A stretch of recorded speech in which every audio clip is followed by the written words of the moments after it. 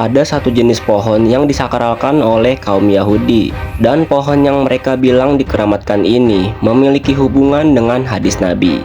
Di akhir zaman, pohon ini akan menjadi satu-satunya penolong dari kaum Yahudi ketika dunia telah diambang menjelang kiamat.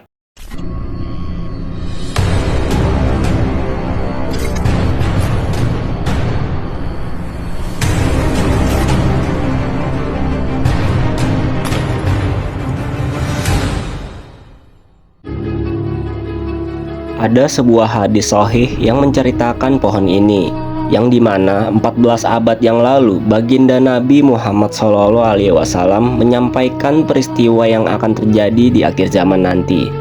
Namun, mungkin saja banyak dari umat muslim yang belum mengenal hadis ini. Tetapi, umat lain yaitu bangsa Yahudi justru memanfaatkan hadis ini. Dari Abu Hurairah radhiyallahu anhu, Rasulullah shallallahu alaihi wasallam bersabda, hari kiamat tidak akan terjadi hingga kaum muslimin memerangi Yahudi. Lalu kaum muslimin akan membunuh mereka sampai setiap orang Yahudi bersembunyi di balik batu dan pohon. Namun batu dan pohon berkata, wahai umat Islam, wahai hamba Allah, ini ada orang Yahudi di belakangku. Kemarilah dan bunuhlah dia. Kecuali pohon gorkot, karena pohon gorkot adalah pohon Yahudi.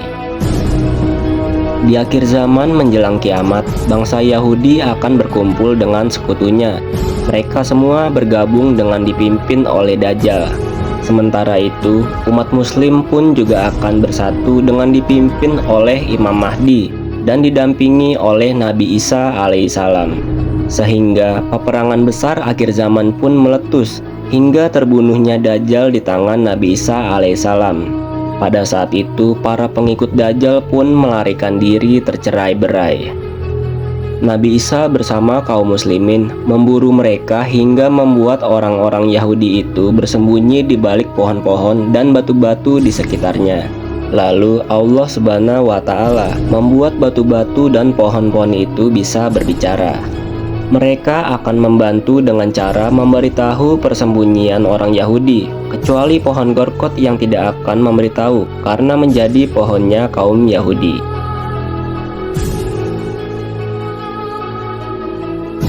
Gorkot ini merupakan tumbuhan yang berduri, dengan duri yang keras dan beracun.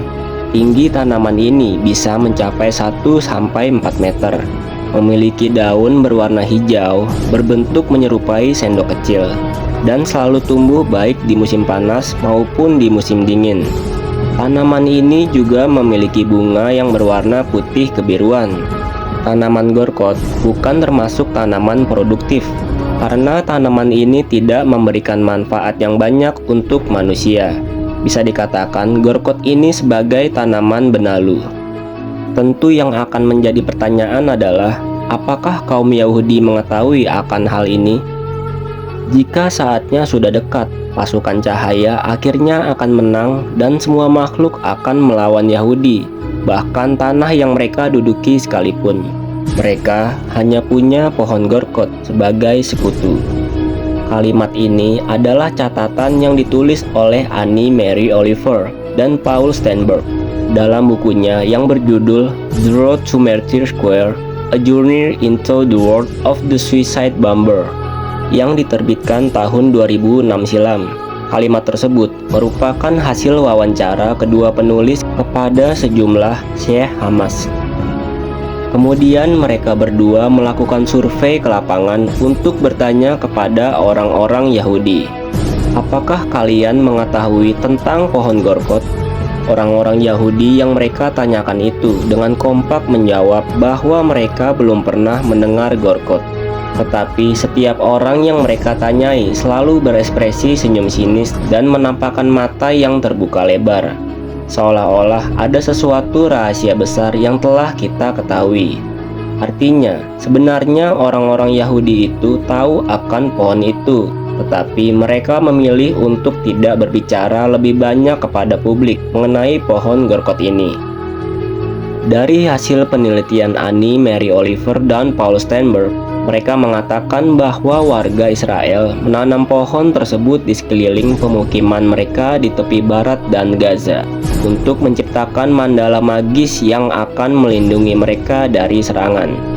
Beberapa lainnya menyatakan bahwa pohon tersebut ditanam di sekeliling bangunan penting Israel. Ada juga yang mengatakan bahwa pohon ini ditanam di gerbang Herodus dan juga banyak ditemukan di luar gerbang Yerusalem. Kawasan ini dipercaya oleh umat muslim yang nantinya akan menjadi tempat pertarungan Nabi Isa alaihissalam dan Dajjal yang diikuti oleh orang-orang Yahudi. Kelak Nabi Isa alaihissalam menemukan Mesias palsu yang mengaku sebagai Tuhan, lalu membunuhnya di gerbang Lut, Palestina.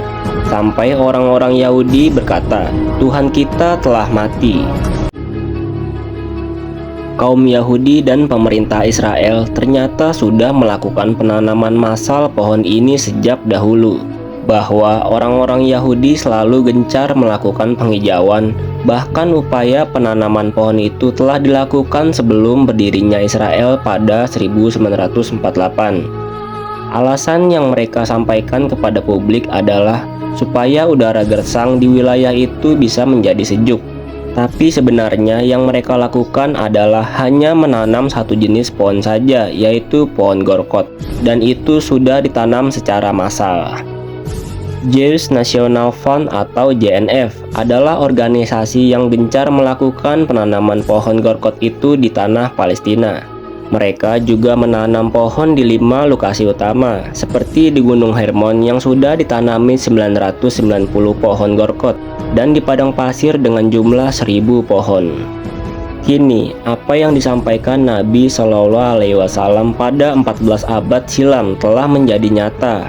Lantas, sudah berapa banyak pohon gorkot yang ditanam di tanah Palestina? Sampai saat ini, belum ada data yang pasti. Bahkan data-data tentang pohon ini terkesan hilang dari situs-situs Israel, termasuk situs milik JNF. Di era modern yang sekarang ini, orang Yahudi membuat beberapa website resmi yang mencantumkan tulisan "Plant a tree in the Holy Land", yang artinya tanamlah pohon di tanah suci. Ketika kita masuk ke dalam website tersebut, kita langsung ditawarkan untuk ikut menghijaukan tanah suci. Sebagai umat Islam, kita pasti senang mendengarnya. Bagaimana tidak, kita bisa ikut andil dalam program penghijauan tanah Palestina. Tetapi bukan itu maksud mereka. Di website tersebut, kita ditawarkan beberapa pilihan. Mau menanam pohon ukuran S, M, L, atau yang besar yaitu XL, dengan mengirimkan donasi mulai dari $3 saja. Dan sebenarnya dari dana tersebut, mereka berencana hanya akan menanam satu jenis pohon saja, yaitu gorkot. Tetapi jika kita ikut berdonasi, tanpa kita sadari, kita sedang membantu memberi perlindungan untuk kaum Yahudi. Dan mungkin saja kedepannya orang-orang Yahudi sedang mempersiapkan program yang lebih masif untuk menanam pohon ini di segala tempat di tanah Palestina. Dari ambisi Yahudi menanam pohon gorkot itu secara tidak langsung sudah menandakan bahwa mereka percaya pada sabda Nabi Muhammad SAW.